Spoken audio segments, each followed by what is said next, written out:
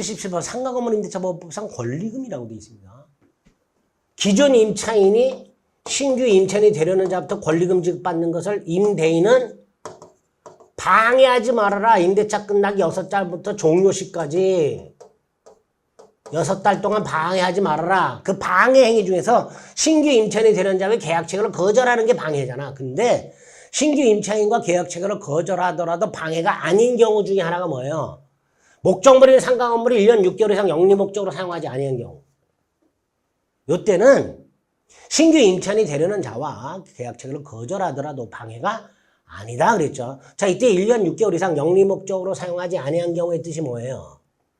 임대차가 끝나고 임대인이 1년 6개월 이상 영리 목적으로 사용하지 않을 것이다 라는 것을 이유로 계약 체결을 거절한 다음 실제로 1년 6개월 이상 영리 목적으로 사용하지 않은 경우를 의미한다 그랬죠. 그게 이거죠. 임대차 목적물인 상가 건물을 1년 6개월 이상 영리 목적으로 사용하지 아니한 경우란 임대인이 임대차 종료 후 목적물인 상가 건물을 1년 6개월 이상 영리 목적으로 사용하지 않을 거다. 플러스 실제로 1년 6개월 이상 사용하지 않은 경우 요거를 의미하게 되죠. 권리금 회수 방해로 인한 임차인의 임대료에 대한 손해배상 청구는 임대차가 종료한 날부터 3년 이내에 행사하지 않으면 시효한성으로 소멸하도록 되어 있습니다. 4번 임대인의 권리금 회수 방해를 인정하기 위해서 반드시 임차인과 신규 임차인 사이에 권리금계약이 미리 체결되어 있어야 하는 건 원칙은 체결되어 있어야 돼. 원칙은. 근데 반드시 그래야 되는 건 아니죠. 예외적으로 체결되지 않아도 됩니다. 5번 최초 임대차 기간을 포함한 전체 임대차 기간이 10년을 초과하여 계약 갱신 요건을 행사할 수 없는 경우 이건 상가 건물이잖아요. 그죠? 이렇게 최초 임대차 기간을 포함해서 전체 임대차 기간이 10년을 초과해서 계약 갱신 요건을 행사할 수 없는 경우에도 권리금 회수가 인정되죠. 갱신 요구 거절 사유가 있을 때 3기 연체와 같은 거절 사유가 있을 때는 권리금이 회수가 안 돼요.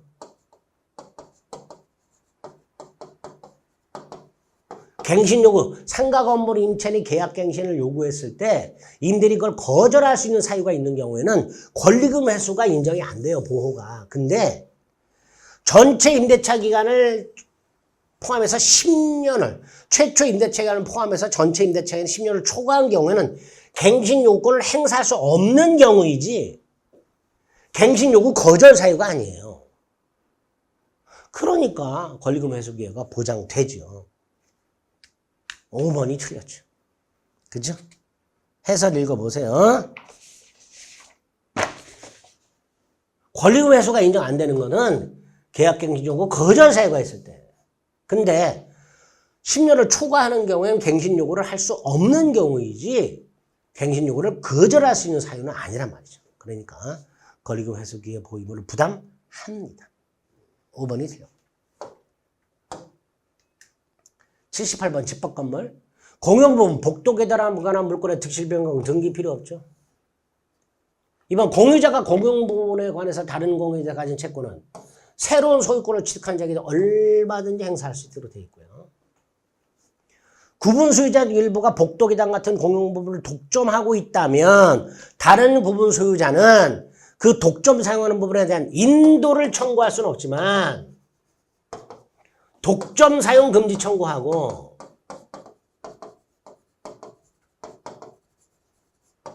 부당이득이나 손해배상 요건 청구할 수 있죠.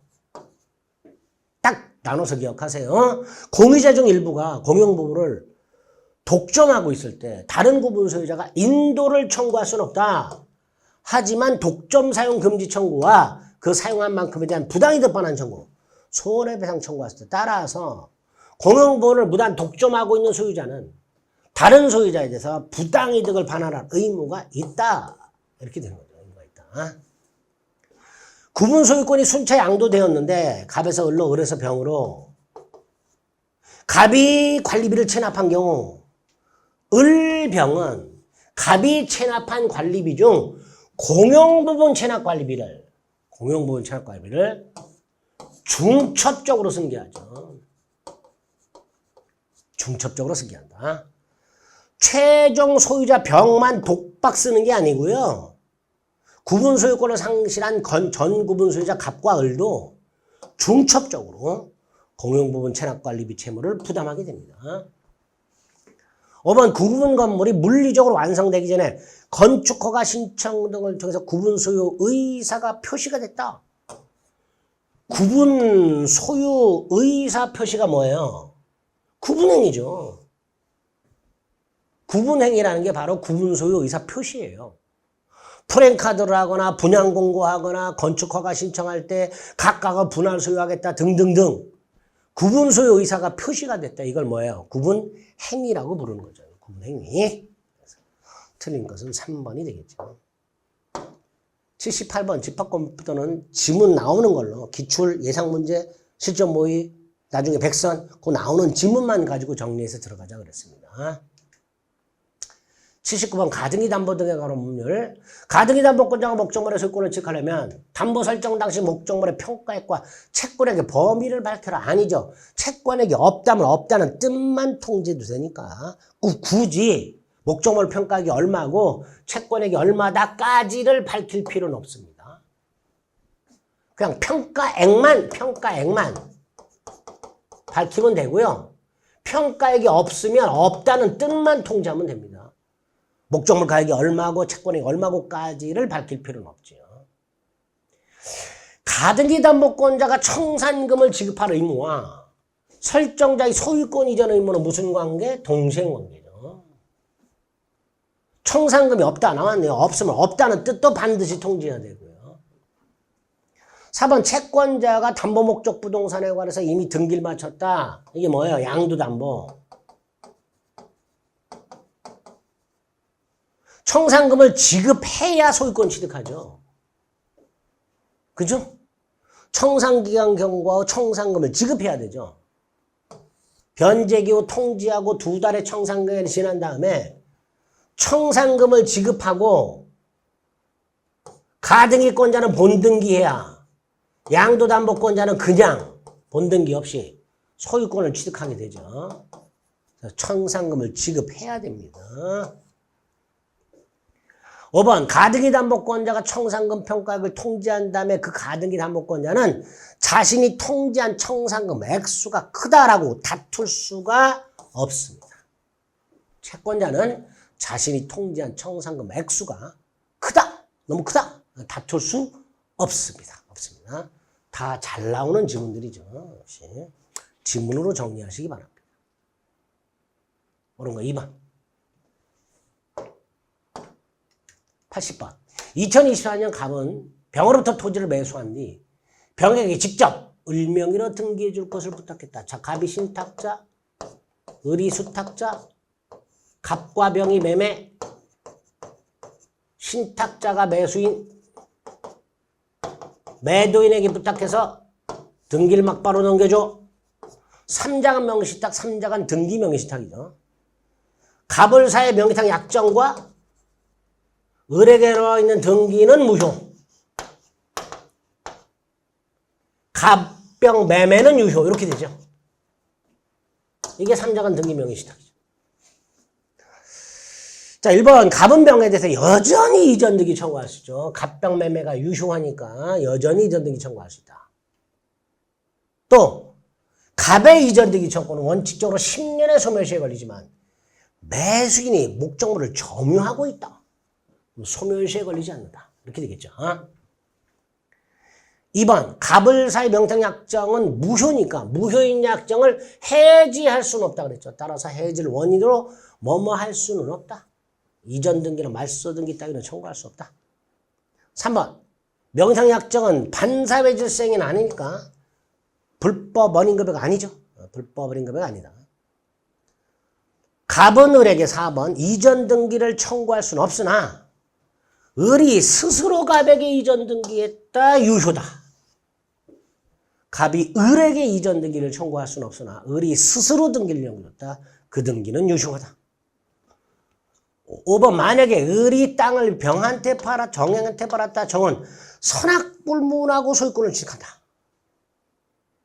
그러면 병은 소유권을 상실했으니까 을이 정에게 팔아먹은 행위는 요거는 병에 대한 불법행위인데 다만 병은 손해가 없어요. 왜 손해가 없어요?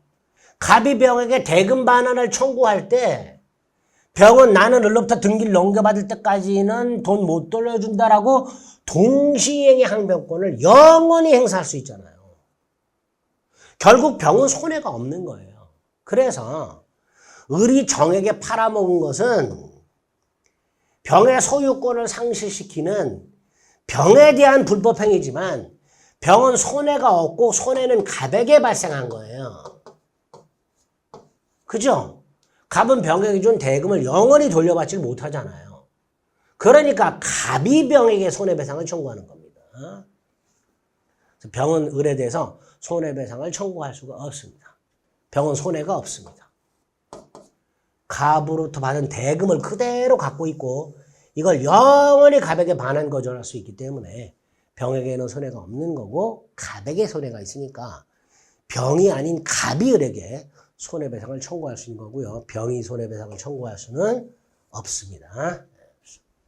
3번이 틀린 질문이죠. 그래서 2회차 문제, 중간생략형 명시상 문제까지 살펴봄으로써 다 살펴봤습니다. 처음에 말씀드렸지만 틀린 지문이 왜 틀렸는지 그리고 내가 어디서 많이 틀렸는지 어떤 지문들을 주로 틀리는지 빨리빨리 파악해서 그 부분들을 반드시 내 걸로 복습을 통해서 만들어 놔야 됩니다. 그래야 실전 가서 또 안 틀려요. 아시겠죠? 실수 줄이고 틀린 부분을 파악하고 그걸 내 걸로 만드는 작업을 실전 모의고사를 통해서도 또 해주셔야 됩니다. 아시겠죠? 네.